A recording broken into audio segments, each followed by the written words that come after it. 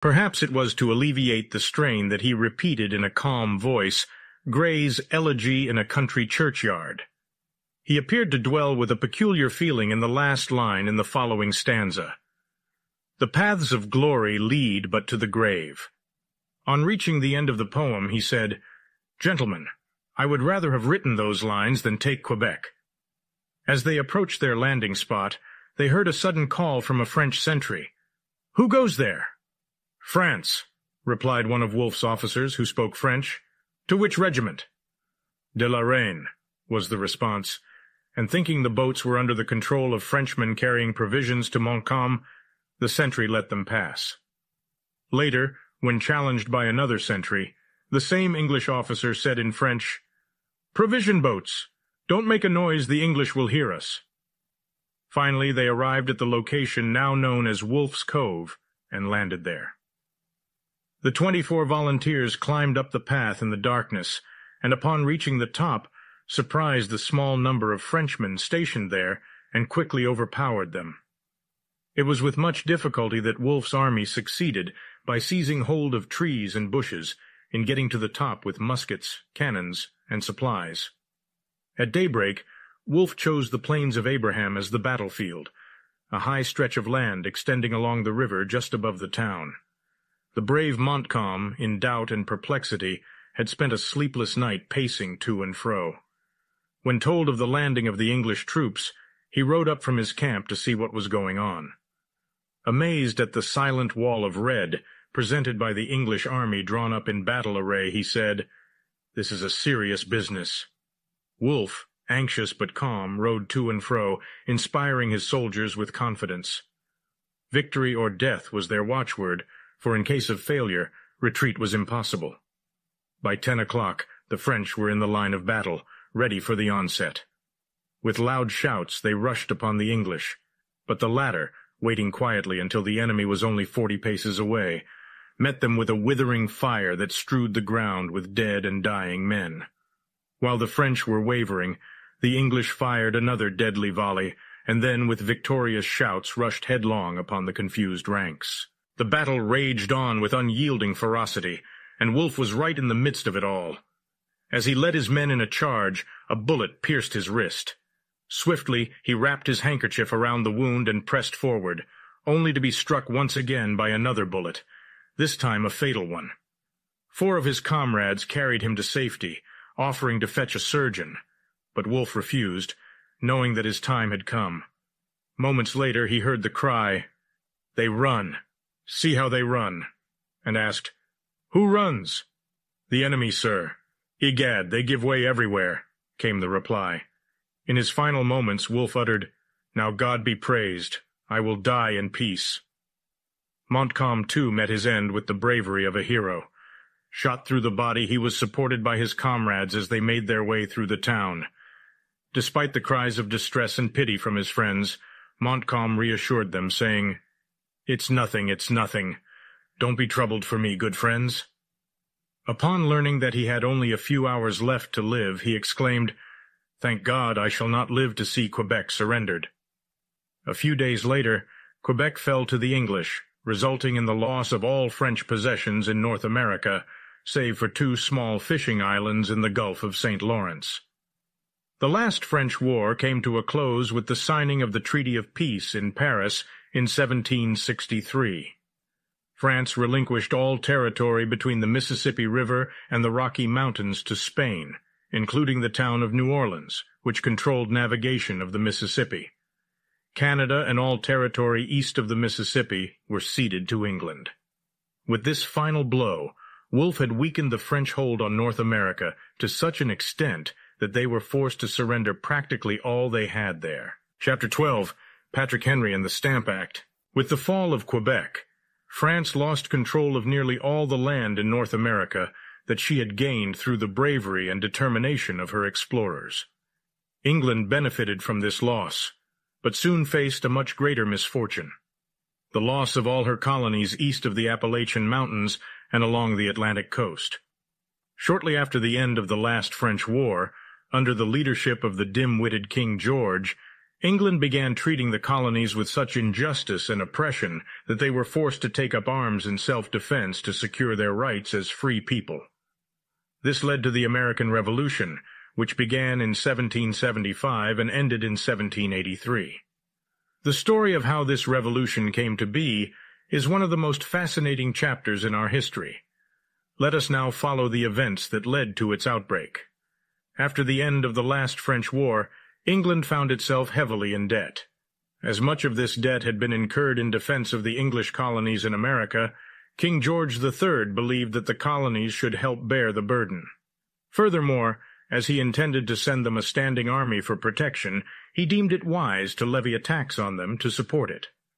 Parliament, which was largely composed of the king's allies ready to do his bidding, passed a law called the Stamp Act. This required the colonists to use stamps on their newspapers and legal documents, with prices ranging from a halfpenny to 12 pounds. The king believed this tax would be fair because it would affect all the colonists equally. However, the colonists disagreed. England had not fought the last French war primarily to defend them, but rather to protect her own trade. Moreover, they had already paid a reasonable share of the war expenses and had provided a fair proportion of soldiers for battle. They had always contributed to their own defense, and were still willing to do so. If the king asked them for a specific amount, they would raise it through their colonial assemblies. But they strongly objected to any English tax. In the days of the colonial assemblies, men of great importance represented the colonists and made laws for them. The colonists were happy to pay any taxes that the assemblies levied, because they were free-born Englishmen who objected to paying taxes to Parliament, which did not represent them. Parliament could only tax the people of England, whom it did represent. The colonial assemblies alone could tax the colonists because they represented them. James Otis declared that there must be no taxation without representation. George III did not understand the colonists' feelings, nor did he sympathize with their views. When he was crowned, his mother advised him to be king, which pleased him because he was willful and desired to have his own way as a ruler. He had shown little respect for the British Parliament and felt even less for the colonial assemblies. If he was to rule in his way in England, he must compel the obedience of the stubborn colonists in America. The standing army that the king wanted to send to America was not meant to protect the colonies, but to enforce the king's will, and the colonists knew this. They opposed with bitter indignation the payment of taxes levied for the army's support. Patrick Henry was one of many who were willing to risk everything in their earnest struggle against the tyrannical schemes of King George. He was born in 1736 in Hanover County, Virginia. His father was a lawyer of great intelligence, and his mother belonged to a fine old Welsh family. As a boy, Patrick did not appreciate the meager advantages he had at school. Books were far less attractive to him than his gun and fishing rod. He delighted in wandering through the woods searching for game or sitting on the bank of a stream fishing for hours. When outdoor sports failed, he found delight at home in his violin. At 15 years old, his father put him into a country store, where he remained for a year. He then began business for himself, but he gave so little attention to it that he soon failed. He tried farming next, and then storekeeping again, but without success. After much contemplation, he resolved to pursue a career in law. It was a challenging journey, and he struggled to pass the bar exam. However, he persevered and found his calling. He excelled in his legal practice, but we must skip over this chapter of his life to accompany him to Williamsburg.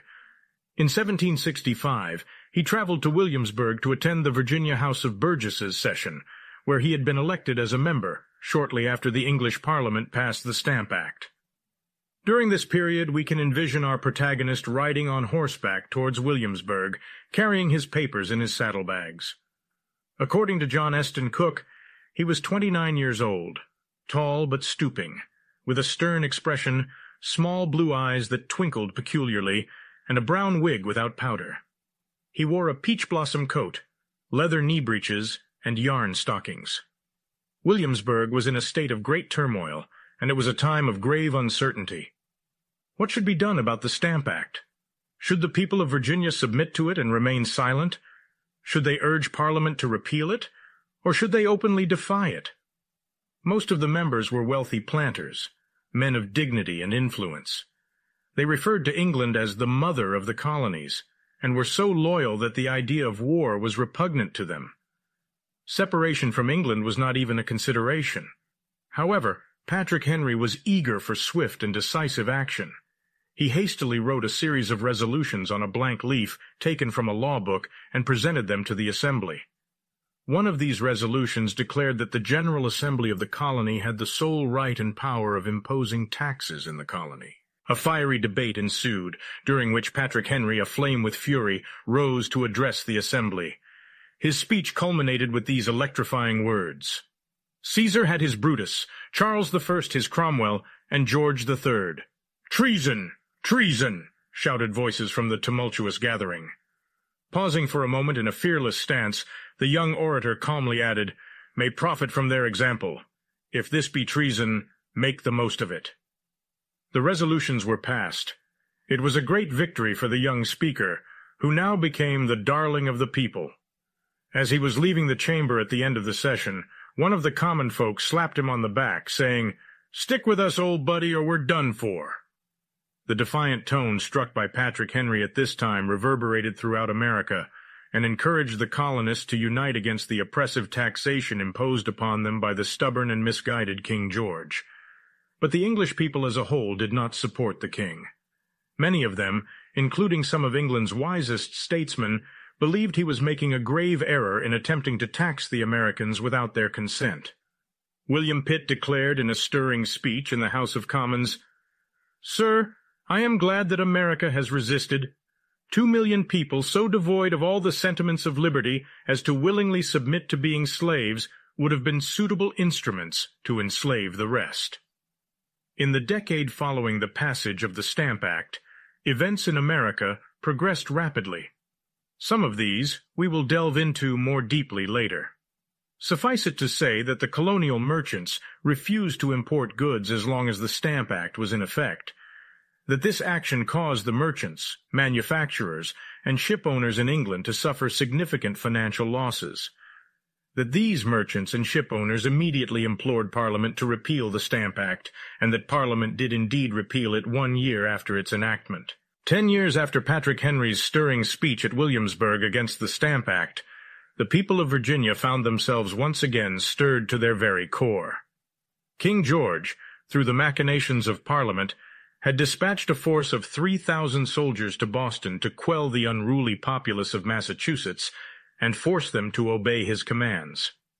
Virginia, having given her full-throated support to the people of Massachusetts, found herself in the crosshairs of the royal governor, who drove the colonial assembly from Williamsburg. But the people of Virginia, steadfast in the defense of their rights, elected a convention of their most prominent citizens, who convened at the venerable St. John's Church in Richmond, a church that still stands to this day. The excitement was palpable, and even the most thoughtful men grew grave as the war clouds gathered on the horizon. The Virginians had already begun to make preparations for war, should it come to that. But many still held out hope that the differences between the Americans and King George could be resolved peacefully, and thus believed that caution was the order of the day. Patrick Henry, however, saw things differently. He was convinced that the time for talk had passed, and that prompt, energetic, and decisive action was required. War was imminent, and it could not be avoided. The Americans must either fight or submit to the yoke of slavery. With all the fervor of his being, he put forth a resolution that Virginia should immediately prepare to defend herself. Many of the leading men of the colony vehemently opposed this resolution as rash and unwise. Long ago, Patrick Henry stood up, his face pale and his voice trembling with deep emotion. Soon his stooping figure became erect, his eyes flashed fire, his voice rang out like a trumpet. As he continued, men leaned forward in breathless interest, thrilled by his magical words. "We must fight! I repeat it, we must fight! An appeal to arms and to the God of hosts is all that is left of us. They tell us that we are weak, unable to cope with such a formidable adversary. But when will we be stronger? Will it be next week or next year? Will it be when we are totally disarmed, and when a British guard shall be stationed in every house? Shall we gather strength by irresolution and inaction? Shall we acquire the means of effectual resistance by lying supinely on our backs and hugging the delusive phantom of hope, until our enemies shall have bound us hand and foot? Sir, we are not weak, if we make proper use of the means which the God of nature has placed in our power. There is no retreat but in submission and slavery. Our chains are forged. Their clanking may be heard on the plains of Boston. The war is inevitable, and let it come. I repeat it, let it come. It is in vain to extenuate the matter. Gentlemen may cry peace, peace, but there is no peace. The war is actually begun. The next gale that sweeps from the north will bring to our ears the clash of resounding arms. Our brethren are already in the field. Why stand we here idle? What is it that gentlemen wish? What would they have? Is life so dear, or peace so sweet, as to be purchased at the price of chains and slavery? Forbid it, Almighty God. I know not what course others may take, but as for me, give me liberty, or give me death. At the age of 58, he retired to an estate in Charlotte County called Red Hill, where he lived a simple and beautiful life. He died in 1799. His influence in arousing the people of Virginia and of the other colonies to a sense of their rights as freemen cannot easily be measured. Without doubt, his impassioned oratory played a most important part in shaping the course of events that resulted in the Revolutionary War. Chapter 13. Samuel Adams and the Boston Tea Party.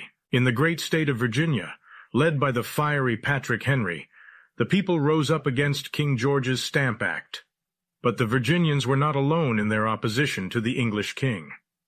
Equally brave and liberty-loving were the people of Massachusetts, with Samuel Adams as their leader. Samuel Adams was born in Boston in 1722. His father was a wealthy man who held a prominent position in the community. Little is known about Samuel's childhood, but it is believed that he was a studious and introverted boy who had little interest in sports. His father wanted him to become a clergyman, but Samuel preferred to study law. However, his mother did not approve, so he eventually joined his father in the malt business. When the Stamp Act crisis erupted, Samuel Adams was 42 years old. He was of average height, with gray hair and sharp gray eyes.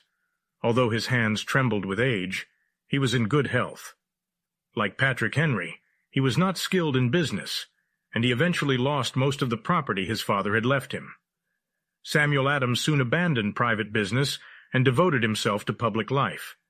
He and his family had to survive on the meager salary he received as clerk of the Massachusetts Assembly. Despite his poverty, he was a man of great integrity. The British tried to bribe him, but he remained steadfastly honorable. His contributions to the public welfare were numerous. As we have seen, King George was forced to repeal the Stamp Act by Parliament, but he was not satisfied. He could not allow the stubborn colonists to have their way if he wanted to maintain his personal rule over England and America. In 1767, the Parliament, through their tool, Townshend, imposed new port duties on a select few articles, including glass, lead, paper, and tea. These taxes were abhorrent to the colonists for two reasons. Firstly, they were levied by Parliament, and secondly, the money raised was to be used against them in various ways, such as maintaining a small English army in America. The colonists believed that the king would use this army to force them to do his bidding.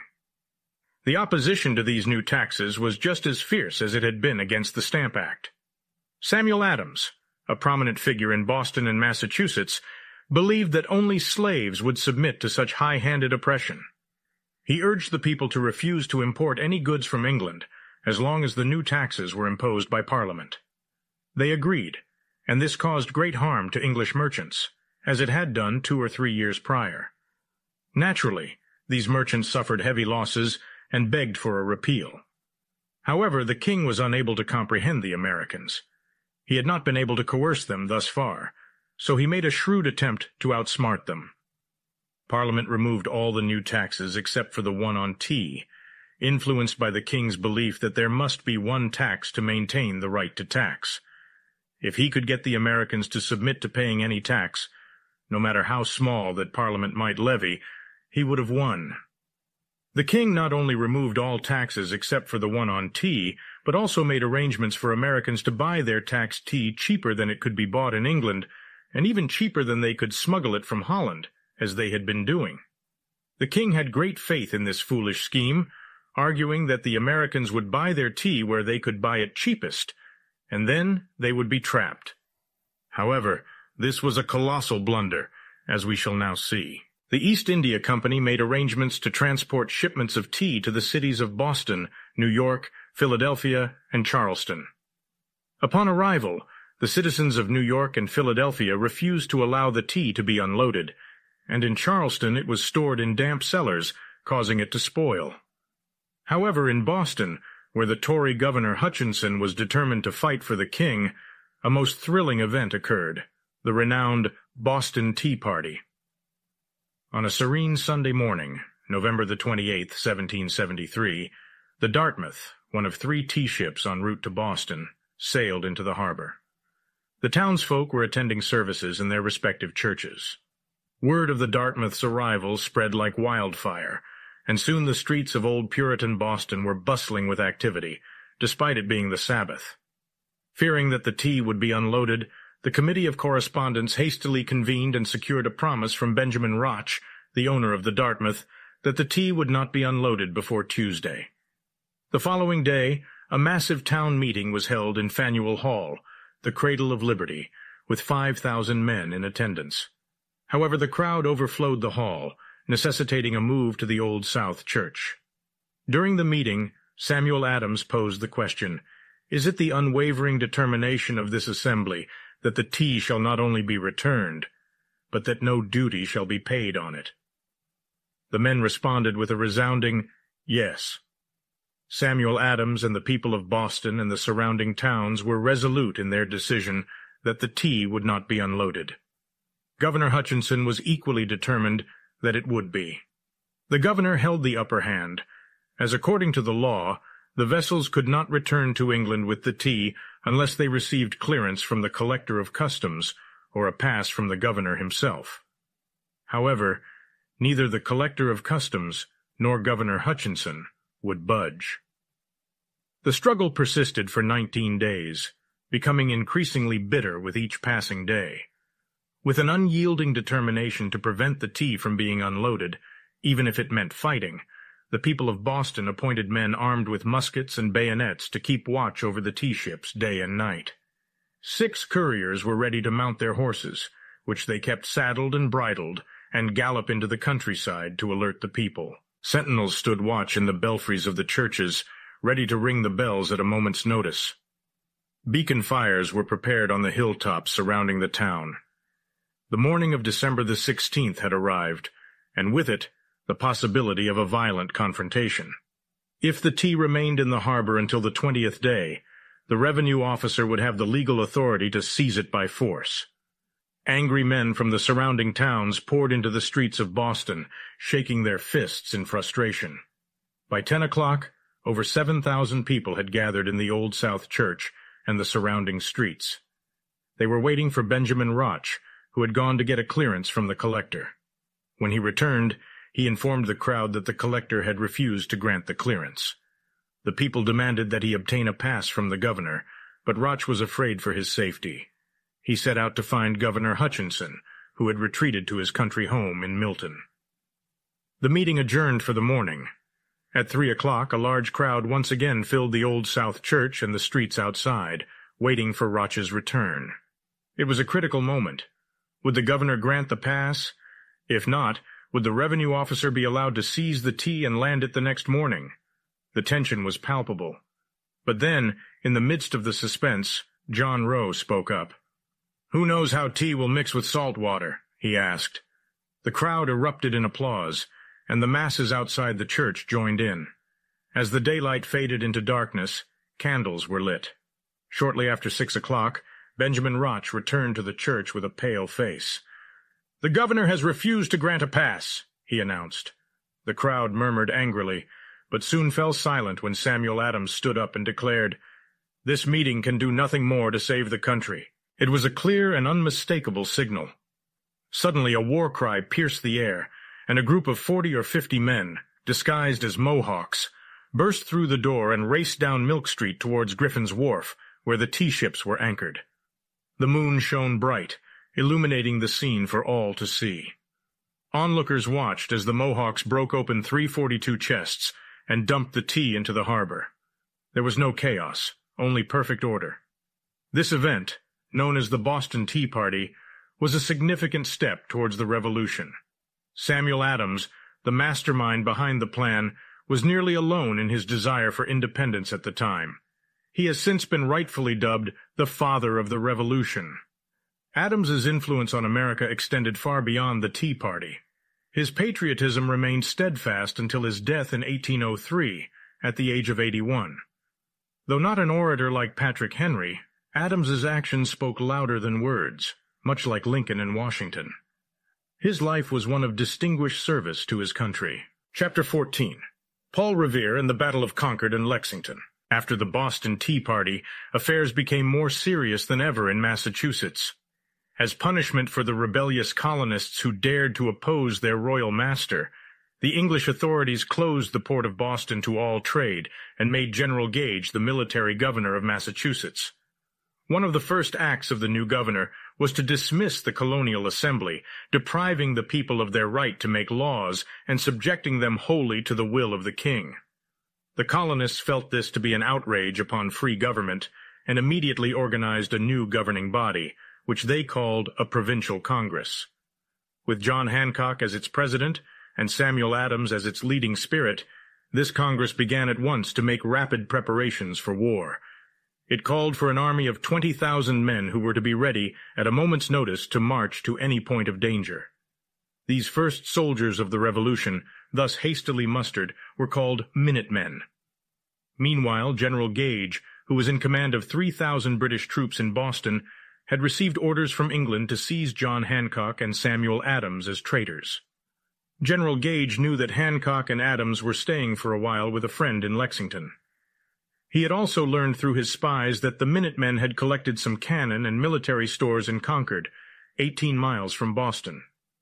The British general planned, therefore, to send a body of troops to arrest the two leaders at Lexington, and then to push on and destroy the stores at Concord. Although he acted with the greatest secrecy, he was not alert enough to keep his plans from the watchful Minutemen. Gage's failure was brought about by one of these Minutemen, Paul Revere, whose famous Midnight Ride was one of the exciting episodes of the Revolution. Paul Revere was born in Boston in 1735, in what is now called the north end of the town. He followed his father's trade and became a goldsmith. To this occupation he added copperplate engraving, and not only produced prints of many current events, but also engraved plates for money issued by the Provincial Congress of Massachusetts. During the American Revolution, he was a man of action. He took part in the famous Boston Tea Party, and in 1774 he and a group of about 30 other young patriots formed a society to keep an eye on the British plans. These young men were always on the lookout, and they immediately reported any suspicious movements to leaders such as Samuel Adams, John Hancock, and Dr. Joseph Warren. On the evening of April the 18th, 1775, Revere and his comrades reported to Dr. Warren some unusual movements of troops and boats, and their belief that General Gage was about to capture Adams and Hancock and destroy the military stores at Concord. Dr. Warren acted quickly and summoned William Dawes and Paul Revere, dispatching them on horseback to Lexington and Concord to sound the alarm. He sent them by different routes, hoping that at least one of them would escape capture by the British patrols, who had carefully guarded all the roads leading from Boston. Dawes was soon making his way across Boston Neck, while Paul Revere went home and put on his riding suit for his long night ride. Then, leaving instructions for a lantern signal to be hung in the belfry of the Old North Church to indicate by which route the British forces were advancing, 1 if by land and 2 if by sea, he rode across the Charles River, passing near the British warships lying at anchor. On the opposite bank, he quickly readied a fleet horse. There he stood, bridle in hand, watching for the signal lights. At 11 o'clock, 2 lights gleamed out from the belfry, telling him that the British troops were crossing the Charles River on their march through Cambridge. Leaping into his saddle, he sped like the wind toward Lexington. Suddenly, 2 British officers sprang out to capture him, but he quickly turned his horse and dashed into a side path, soon outdistancing his pursuers. 10 minutes later, he arrived at Medford. At every house along the road he stopped and shouted, "Up an arm! Up an arm! The regulars are out! The regulars are out!" As the clock struck 12 in Lexington, Paul Revere arrived. 8 Minutemen, who were guarding the house where Adams and Hancock were sleeping, cautioned him not to make any noise and wake the household. Paul Revere scoffed at their warning, exclaiming, "Noise! You'll hear plenty of noise soon enough. The regulars are out." William Dawes soon joined him, and after a brief respite, they set off together towards Concord, accompanied by Dr. Prescott. While en route, they encountered some mounted British officers who ordered them to stop. Prescott managed to evade capture by leaping his horse over a stone wall and galloping towards Concord, which he reached safely. However, Paul Revere and William Dawes were both apprehended by the British. Meanwhile, Lieutenant Colonel Smith led 800 British troops towards Lexington. However, they had not gone far before they were alerted by the ringing of church bells, the firing of signal guns, the beating of drums, and the gleaming of beacon fires from the surrounding hilltops, indicating that the Minutemen were aware of their movements. Colonel Smith, perturbed by these ominous signs, dispatched Major Pitcairn with a select group of light infantry, hoping to reach Lexington before the town could be roused. He then sent for reinforcements from Boston. The British commander had every reason to be anxious, for the alarm signals were summoning thousands of patriots who were ready to die for their rights. Awakened from their slumber, men grabbed their old muskets from over their doors, and bidding a hasty farewell to their loved ones, headed towards the prearranged meeting places. As the sun began to rise, Major Pitcairn marched into Lexington, where he encountered 40 or 50 Minutemen who were prepared to resist his advance. "Disperse, you rebels! Disperse!" he shouted. But they refused to disperse. Pitcairn ordered his men to fire, and 18 of the Minutemen were killed or wounded before the rest withdrew, sullenly awaiting their chance to join the fray later in the day. Before the arrival of Pitcairn, the British officers who had captured Revere and Dawes returned with them to Lexington. There, commanding Revere to dismount, they let him go. Running off at full speed to the house where Samuel Adams and John Hancock were staying, he recounted what had happened. Then he guided them across the fields to a place of safety at Woburn. On their way, they heard the guns firing on Lexington Common. The sound stirred the soul of Adams, who exclaimed with enthusiasm, "Oh, what a glorious morning is this!" From Lexington, Colonel Smith hastened to Concord, arriving there at 7 o'clock in the morning, about 6 hours after Dr. Prescott had given the alarm. The British could not find the military stores, most of which the people of Concord had hidden, but they cut down the Liberty Pole, set fire to the courthouse, spiked a few cannons, and emptied some barrels of flour. About 200 of them stood guard at the North Bridge, while a body of Minutemen gathered on a hill beyond. When the Minutemen had increased to 400, they advanced upon the British and brought on a fight that resulted in the loss of life on each side. Then, continuing their advance, they crossed the bridge and forced the British to withdraw into the town. By noon, Colonel Smith could see that because of the ever-increasing body of Minutemen swarming into Concord from every direction, it would be unwise to delay his return to Boston. His men had marched 18 miles with little or no food for 14 hours, and were tired and hungry. But when the British started back on their return march, the Minutemen followed and began a deadly attack. It was an irregular fight. The Minutemen, trained in woodland warfare, slipped from tree to tree, shot down the tired British soldiers, and then retreated only to return and repeat the annoying attack. The wooded country through which they marched favored this kind of fighting. But even in the open country, every stone wall and hill, every house and barn, seemed to the exhausted British troops to bristle with the guns of Minutemen. The retreating army pushed wearily forward, fighting as bravely as possible, but on the verge of confusion and panic. When they arrived at Lexington Common at 2 o'clock, they encountered 1,200 fresh troops under Lord Percy, whose timely arrival saved the entire force from capture. The disheartened British soldiers, half dead with exhaustion, entered the square Lord Percy had formed for their protection, and collapsed on the ground, with their tongues hanging out of their mouths like those of dogs after a chase. After an hour of rest, the British resumed their march to Boston. The Minutemen, growing in numbers every moment, continued their running attack on the British, as they had done between Concord and Lexington. A British officer, speaking of the Minutemen, said, "They seem to have dropped from the clouds." The condition of the British soldiers was pitiable until, late in the day, they found refuge under the protection of the guns of the war vessels in Boston harbor. The British had failed. They had been driven back, almost in a panic, to Boston, with a loss of nearly 300 men. The Americans had not lost 100. It was a great day for the Patriots, for they had not only defeated the regular troops, but they had tested their strength and given fresh inspiration to their cause. Farmers, mechanics, and men from all walks of life now flocked to the army. Within a few days, the Americans, 16,000 strong, were surrounding the British in Boston. The Americans, eager to drive the British out of Boston, erected breastworks on Bunker Hill, which overlooked the town. But on the next day, June the 17th, after they had twice driven the redcoats down the hill, they had to retreat because their powder had run out. This was the Battle of Bunker Hill, in which the British lost 1,000 men killed and wounded, while the Americans lost 450. Although Paul Revere did not participate in any significant battle, he was active in the Patriot cause, and became lieutenant colonel of a Boston regiment of artillery. After the war, he returned to his old business and established a foundry in which church bells and bronze cannons were cast. He died in Boston in 1818, at the age of 83, held in high esteem by his countrymen.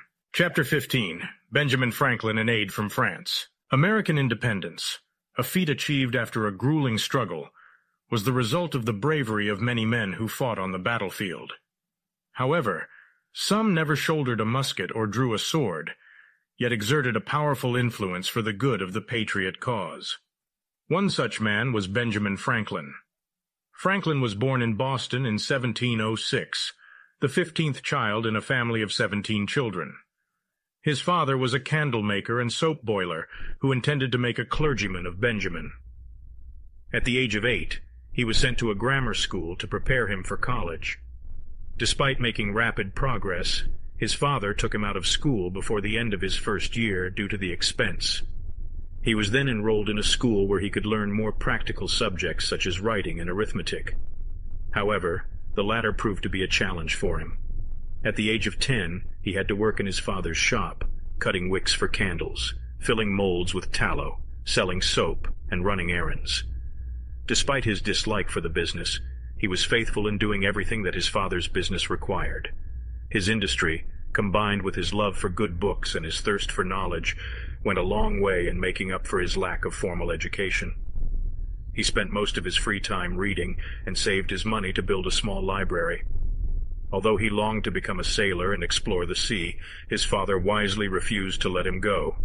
Nonetheless, his love for the sea led him to become an expert swimmer, rower, and sailor. He often watched the vessels sailing in and out of Boston Harbor and imagined going on their journeys. In these sports, as in others, he became a leader among his playmates. In the early days of Benjamin Franklin's life, his father, recognizing his love for books, arranged for him to be apprenticed to his older brother James, a printer in Boston. Benjamin was to serve until he turned 21 and was to receive no wages until the final year. In this position, he was able to immerse himself in books and make the most of his opportunities. Often he would read borrowed books late into the night, knowing that they had to be returned in the morning. He also wrote some verses and sold them on the streets, until his father ridiculed his efforts and discouraged him. Around this time, in order to earn money for books, Benjamin offered to board himself on half the money that his brother had been spending on his board. His brother agreed, and Benjamin lived on a very meager diet. During lunchtime, he would remain in the printing office and eat a simple meal of a biscuit or slice of bread and a few raisins. This meal required little time, so young Franklin could spend most of the noon hour reading. By living this way, he easily saved half of what his brother allowed him and spent his savings on books. This young man was never idle because he valued time highly. He was never wasteful of money because he knew that the easiest way to make money was to save what he had. These qualities helped Benjamin Franklin to succeed in life. However, during this period, he faced great hardships because his brother was a strict taskmaster and had a hot temper. He would sometimes beat Benjamin cruelly, although the young apprentice was sometimes at fault. Despite this, the two brothers had so many disagreements that Benjamin decided to run away and seek his fortune elsewhere. At the age of 17, having sold some of his books to get a little money, he secured a passage on board a sloop for New York. Upon his arrival, friendless and almost penniless, he began to visit printing offices in search of work. Failing to find any, he was told that he would be more likely to succeed in Philadelphia, so he decided to go there. In modern times, the journey from New York to Philadelphia, a distance of 90 miles, can be completed in just 2 hours.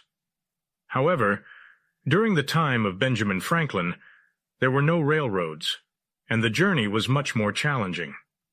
Franklin's journey began with a sailboat ride from New York to Amboy, on the New Jersey coast. Unfortunately, a storm arose during the journey, which tore the sails and drove the boat to the Long Island shore. Franklin spent the entire night in the hold, while the waves crashed over the boat. After 30 hours without food or water, he finally arrived at Amboy. Since he had no money to spare for coach hire, Franklin began walking along rough country roads for 50 miles across New Jersey to Burlington. He trudged along in a downpour of rain for over 2 days. At the end of his first day's journey, he was so wet and mud-spattered that upon reaching an inn, there was talk of arresting him for a runaway slave. After arriving at Burlington, he still had 20 miles to go to reach Philadelphia. He boarded a boat for the remainder of his journey, but as there was no wind, the passengers had to take turns at the oars. They continued down the Delaware River until midnight. Then, fearing they might pass the town in the darkness, they landed, made a fire out of some fence rails, and waited for morning. On Sunday, they finally reached Philadelphia, and young Franklin, poorly dressed and travel-soiled, with only a little money in his pocket, was making his way alone through the streets.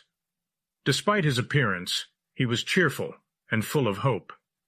He went to a baker's shop and bought 3 large rolls, tucking one under each arm and eating the third as he walked up Market Street. His appearance amused a certain Deborah Reed, who stood at the door of her father's house as he passed by. Little did she know that this strange-looking fellow would one day become the greatest man in Philadelphia, and even in Pennsylvania. She also did not know that she would become his wife, not many years after that morning. Having consumed his fill, he proceeded up the thoroughfare, the remaining 2 rolls to a woman and a child who had voyaged with him. Giving in short order, he secured employment with one of the 2 preeminent printers in Philadelphia. While working in the printing establishment one day, he was summoned by Sir William Keith, governor of Pennsylvania. The governor had been apprised of this 17-year-old lad by Franklin's brother-in-law, and he visited on this occasion to implore him to establish his own printing press. When Franklin divulged that he lacked the funds to procure a printing press and type, the governor offered to pen a letter for Franklin to convey to his father in Boston, entreating him to provide the loan. In the ensuing spring, Franklin presented the letter to his father, but the patriarch refused to extend the loan. Upon Franklin's return to Philadelphia, Governor Keith counseled him to journey to England to acquire the printing press and other necessary accoutrements for the enterprise, vowing to furnish the funds. Franklin accepted the offer and sailed for London, anticipating that he would obtain the funds upon his arrival. However, the perfidious governor failed to honor his word, and Franklin was once again stranded in a foreign city. Devoid of allies and finances, he secured employment in a printing establishment, where he remained for the duration of his 2-year sojourn in London. Here he was markedly distinct from the printers with whom he labored, owing to his virility and fortitude. They expended a significant portion of their earnings on beer, and when Franklin declined to partake, they derided him by labeling him a water American. Nevertheless, the young man who had subsisted on a modest diet to purchase books was unperturbed by such taunts. After 2 years, he returned to Philadelphia, where he wed Miss Reed 4 years later. In the interim, he had established his own printing business, but in so doing had incurred a substantial debt. He labored assiduously to repay it, occasionally concocting his own ink and casting his own type. On occasion he even transported the paper he required to the printing establishment via wheelbarrow. Franklin's wife lent a hand by hawking paper goods in his shop and economizing at home, where they made do with plain furnishings and fare. For breakfast, Franklin typically had milk and bread, spooning it up from a wooden bowl with a pewter spoon. Later on, when they had a bit more coin, his wife gifted him a china bowl and a silver spoon. Folks who saw how hard Franklin toiled would say, "There's a chap who's bound to make it. Let's give him a hand." Despite all the years of struggle, Franklin kept his spirits up and his heart light. This was partly due to his sunny disposition, but also because of his wholesome reading habits, which transported him to other worlds. No matter where he was or how busy he got, he always found time to read and better himself. He also set down some rules to live by, including staying sober, speaking truthfully, staying organized at work, not wasting anything, never being idle, and when you set your mind to something, doing it with courage. In his almanac, which he dubbed Poor Richard's Almanac, Franklin shared some of the most sagacious words he ever spoke. Starting at the ripe age of 26, he published it annually for 25 years, amassing a vast readership. It contained many simple yet profound adages that remain as relevant today as they were in Franklin's era. Here are a few examples. God helps those who help themselves. Early to bed and early to rise makes a man healthy, wealthy, and wise. There are no gains without pains. One today is worth 2 tomorrows. Little strokes fell great oaks. Keep thy shop, and thy shop will keep thee. Franklin always had a deep concern for the public good. He founded a subscription library in Philadelphia and established an academy that eventually evolved into the University of Pennsylvania. With a decidedly pragmatic mindset, he wielded significant influence in organizing a better police force and fire department. He invented the Franklin stove, which quickly gained popularity due to its superiority over the open fireplace. But his most remarkable achievement was proving that lightning was, in fact, electricity.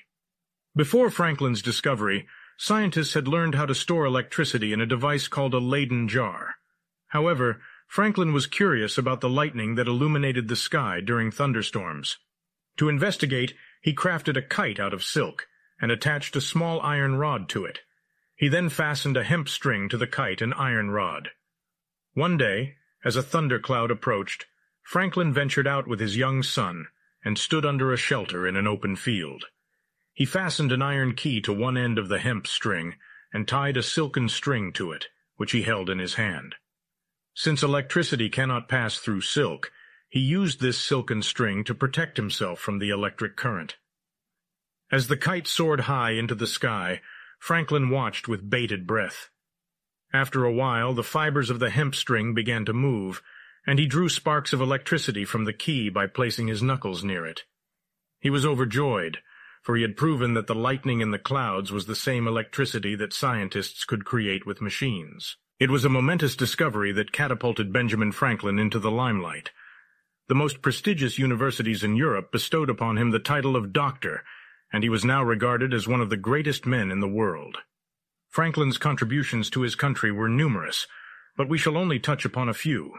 More than 2 decades before the Revolution, he recognized that the colony's primary weakness was their lack of unity. With this in mind, he proposed his famous Plan of Union in 1754, when the French threatened to sever the English from the Ohio Valley.